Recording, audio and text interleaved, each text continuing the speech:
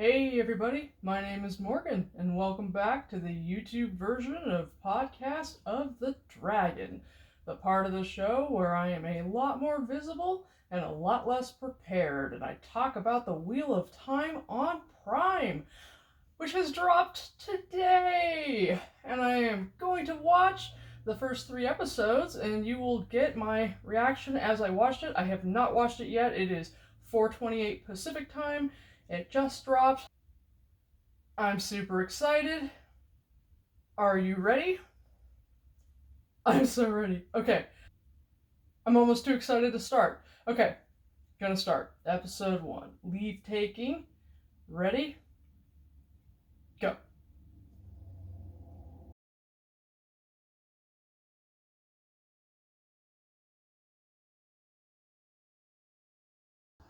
The arrogance.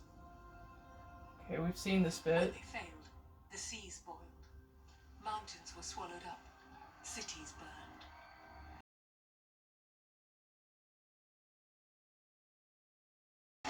Oh, okay. The Logain's followers? It's meant for women. Women alone. And when you touch it, you make it filthy. Let's hope it's prepared them for what's coming. Oh, that scenery's awesome.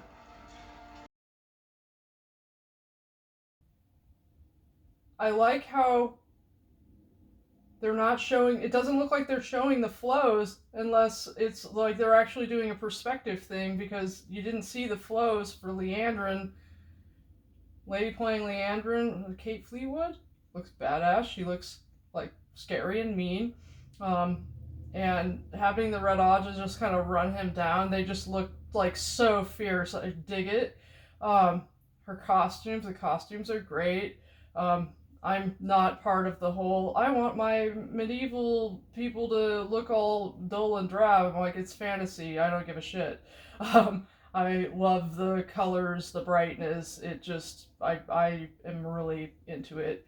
Um, Gentling him on the spot like that, I'm not sure how I felt about that. Anyway, I will keep going and watching this. Trust the river.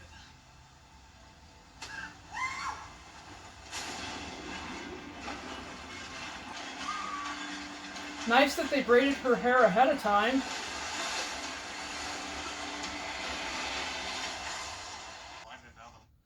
I wonder if your braid comes undone while you're swimming, then it's like somehow you don't pass the test.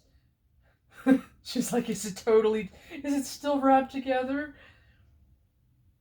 Oh, they do a really good job of making Rand a lot taller. I mean, maybe Yosha is a lot taller than Michael, but they sure make Rand look a lot taller than Tam.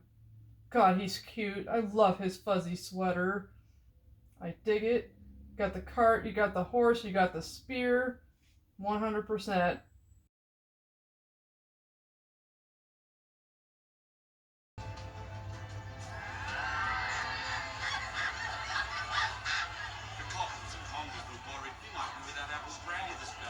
I think I just heard coffins and congers. It was Kylie Cochran told you that, wasn't it? So, she piss in your mouth and tell you it was raining. So, come on. Let's play. Come on. I wonder if, I mean, it makes sense that the men might not know what the ceremony's about, so that, yeah, her dad would be worried that she didn't do well, or that she might not even survive. I mean, that river is awfully scary, so it's reasonable that you might not survive, which is honestly pretty badass, having some kind of like rite of adulthood for the women where you might not actually live through it. I mean, not recommending that, not a good way to like, like usher your young people into adulthood, but for a fantasy story, pretty badass. Okay, this was that clip we saw. Maureen's gonna come in and make the record stop.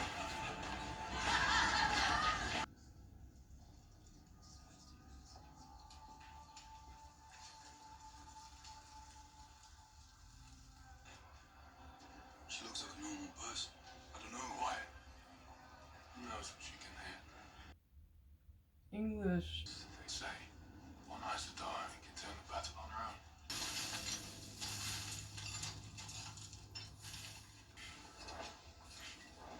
They said you didn't even go to the ceremony.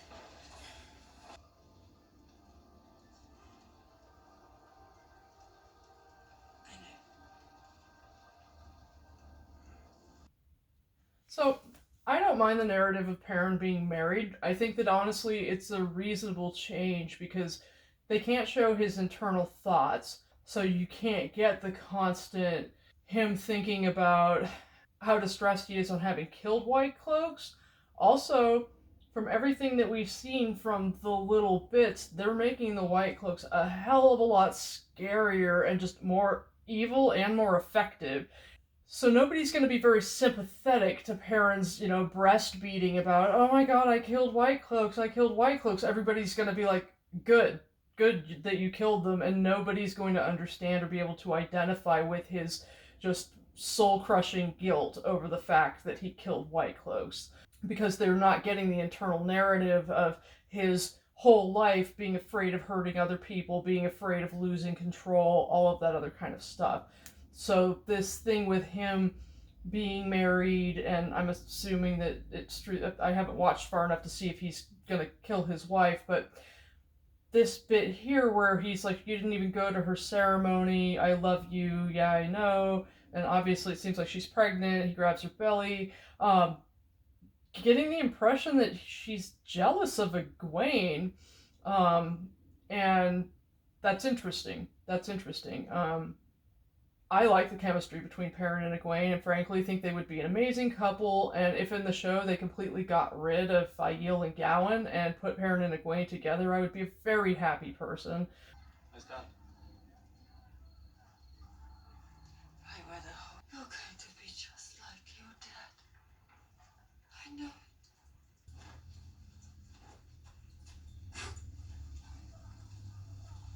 The Two Rivers folk don't have any more need to pay attention now than before. War is just fools killing other fools for foolish causes. Ha! I Nice. said I don't fight wars. You've been avoiding me. Or biding my time until I could get you alone. No. My dad said I used to pick baskets of berries to bring to you when I was a kid. It could be warmer.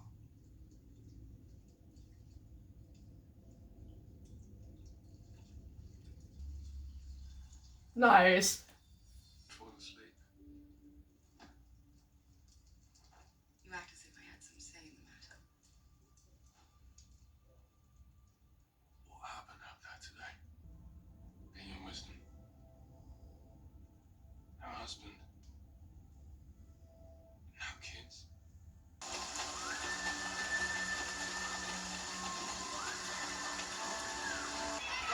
No sweet sticks for you. Too early for breakfast? Never too early for your mum's bread. He left. I'll get you 3 lanterns and you will look to have them. You're a right bastard, Valentine. Pleasure as always.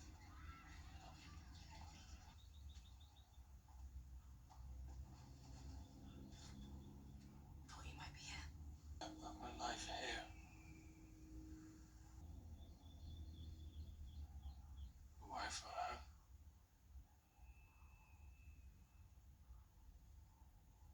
And my kids running through these woods just like I did.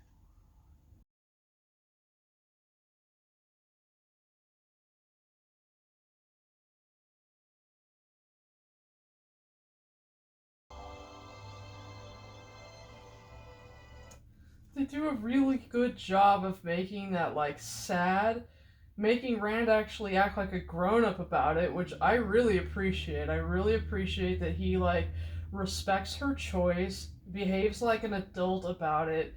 Yosha's like his range is so good that I watched another movie of his where he was younger obviously and got to see a whole bunch of range where he was able to be kind of sweet and smiley, playful, and also just show incredible like rage, suppressed emotion, all of these different kinds of things. But this is just sort of like you can see him struggling not to be selfish, um, being sad and kind of accepting that grief, and still very much loving her. I really like that they did this with their relationship.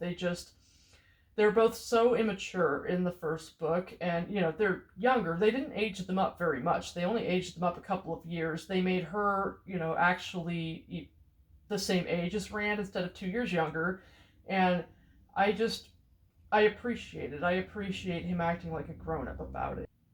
This is nice. This is nice. This shows that, this is a serious person who's heartbroken but still wants to be friends and isn't going to act like a shit. And I I like it. It's really sweet. It makes it even sadder.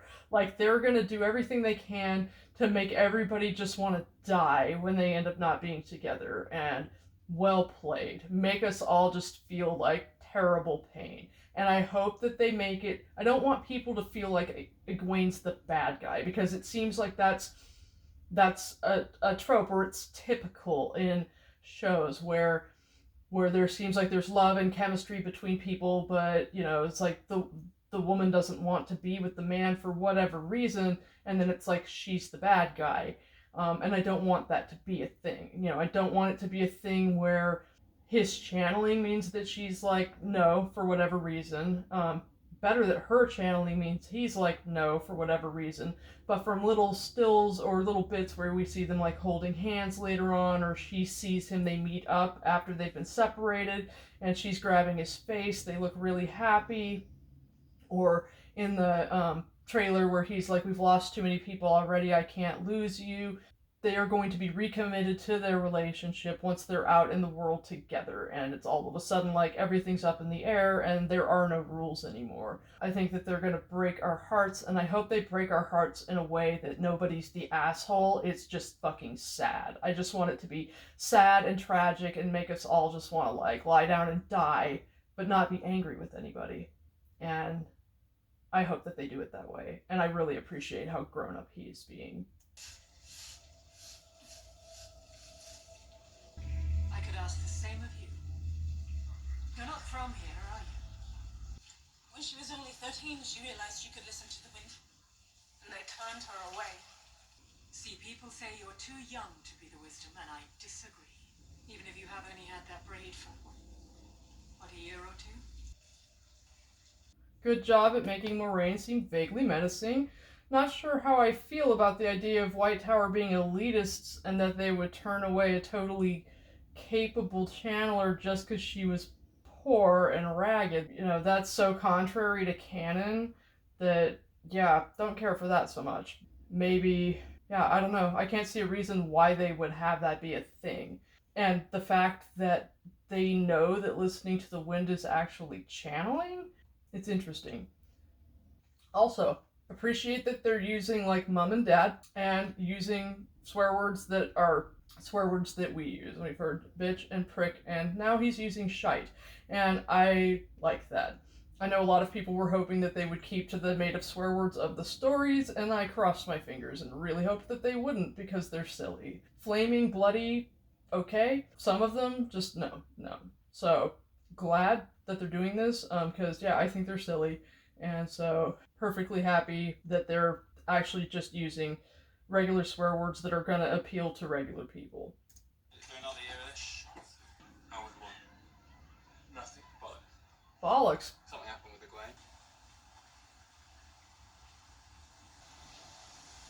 I don't know. I've never heard anything like it.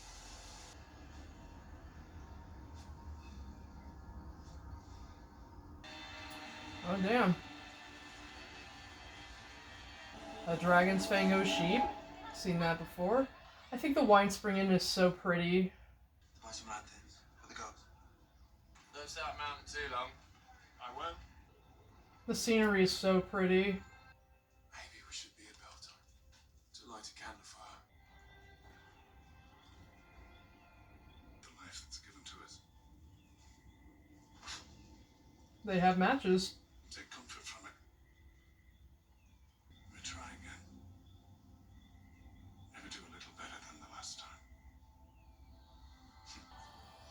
Great foreshadowing there. Great foreshadowing to be like, this time we can do better. This time we can do it right. Dig it.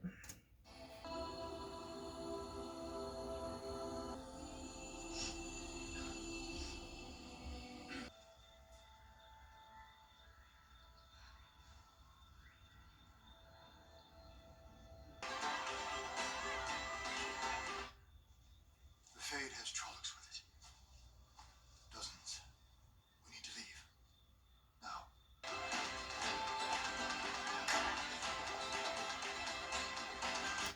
That just like built a whole bunch of tension. I'm just immediately like, oh no. And it's like I've seen the shots. I know that the village is totally hosed.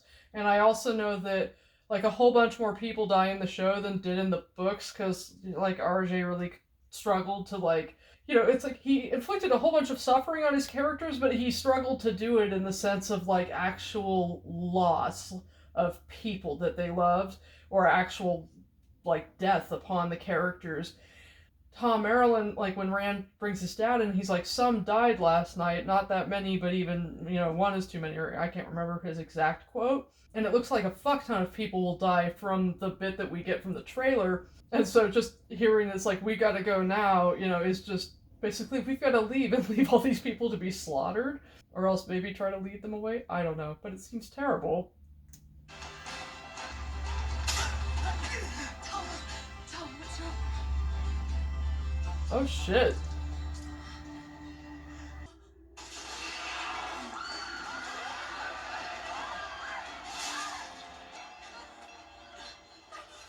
What's happening? What are they?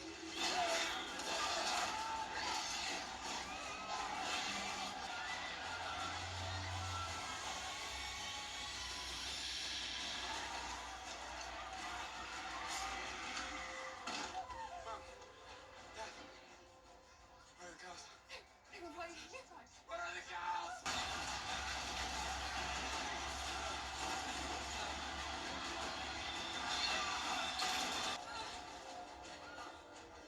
Put pressure on.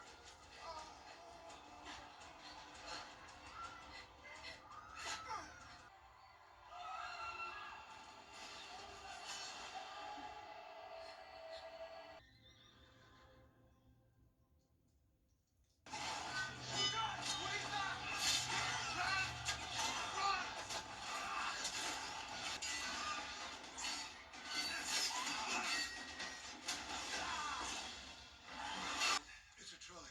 I need to get out of here.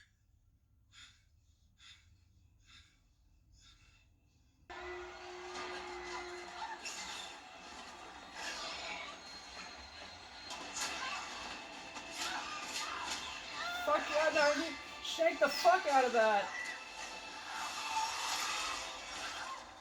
Nice.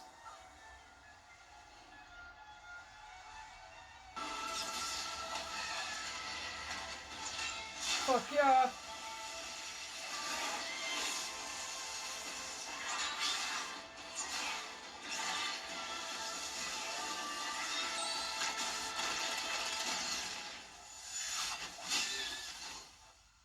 Oh, that's dope.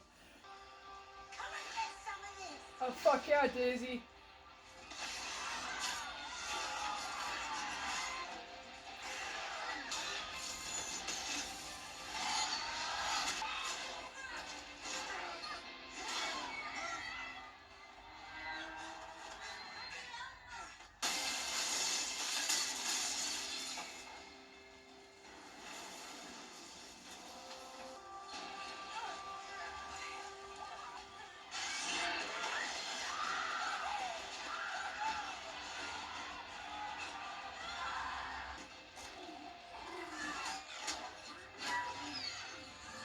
His wife is a badass.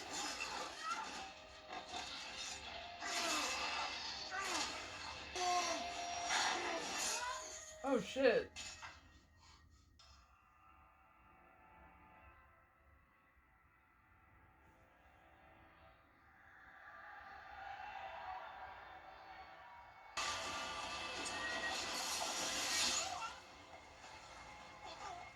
Oh shit.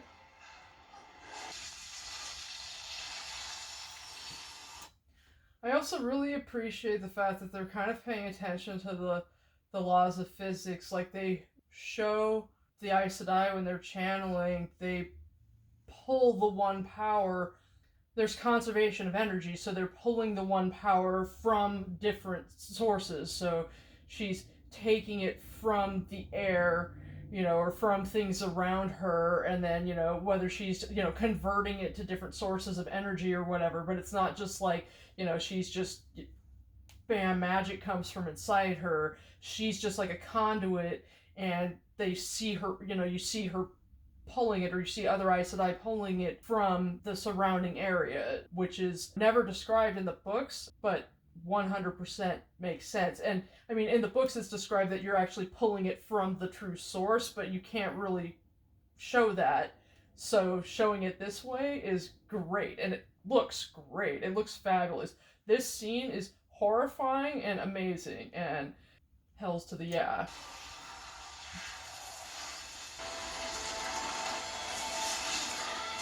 Oh fuck yeah, fuck yeah! Boulders and shrapnel and oh, like a boss.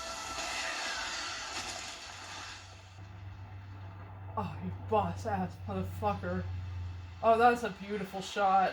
Oh, the way they had the end collapse like that and she pulls the stones out, that's beautiful. Okay, but where's Nynaeve killing the Trolloc in the pool? Thank the light. Also, I really like the narrative that they're doing for Matt. I like the Coplans and or the Cothans and Congers. I think that Abel Cawthon is a reasonably important tertiary character, I guess, but it's not that significant that, maligning his name or maligning his and Natty's name really matters. And Bodwin and Eldrin, it doesn't matter that they're small rather than big, because like having them be old enough to have to go to the White Tower or whatever, none of that is actually that significant either. So having him just be like invested in taking care of his sisters because his parents are, like alcoholic shitheads, I feel like that, it really like humanizes Matt. And honestly, I feel like because I'm not super troubled about the fact that Barney's leaving. I feel like if they have to lose a main cast member in the first season, Barney is the one, because they can make use of, with the Shatter Logoth dagger, they can basically have him like, degrade over time with the dagger. They can do something to where Donald coming, in to replace him doesn't have to be so like off-putting, and so I'm not super fussed about that. But at the same time, like, I'm really liking his personification of Matt. I like him being playful but somewhat serious. I really am digging it. I think he's great, and his love and investment in the well-being of his sisters, because Matt's kind of a blank slate in the first two books. You only get how other people see him. They had a whole bunch of freedom to be able to let Matt be whoever they, wanted or needed him to be as a character. So I'm really, really liking Barney's Matt. I have faith that Donal will do a great job, but I'm hoping that it's not too like heartbreaking, because honestly, Barney's doing a wonderful job, and I'm really liking him. Perrin! Poor Perrin. Did Moraine have some manner of armor that made it so that dagger didn't phase her, or what? Or else is she capable of healing herself? My wife feels like Aes Sedai being unable to heal themselves is honestly not logical based upon the, mechanics of the one power. You should be able to perform first aid on yourself, at least if you can see it.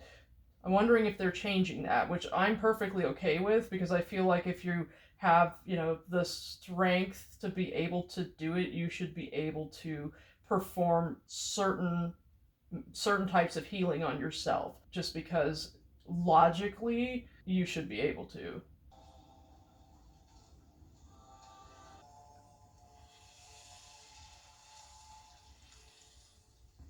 Would have liked the healing to be a little more dramatic. Then he speaks the next day. Be a little grateful, They're Rand. here for the same reason as I am. What are those? The Dark One's army. More Trollocs. after you. They will follow you. We leave now. Oh, she doesn't fuck around. In one A beginning. Okay, that was honestly pretty good. I didn't care for the way that it started so much because it just kind of felt like it, like, just right off, and almost like it got dropped into it a little bit. I felt like the scene where Leandrin and the Red Sisters were chasing down the male channeler, it was kind of abrupt. But for the most part, I thought it was excellent. It really like introduced us to the characters. I feel like all of the Emmons Field 5 are the embodiment of the characters. I'm guessing that the scene with Nynaeve in the pool is gonna be in Shadows Waiting, like we're gonna get caught up on what happened to Nynaeve, and then she's gonna like come out like a badass and chase after everybody. So I thought that was really cool. I'm gonna run and take care of some stuff, and then I am going to watch this next episode. So I will be right back.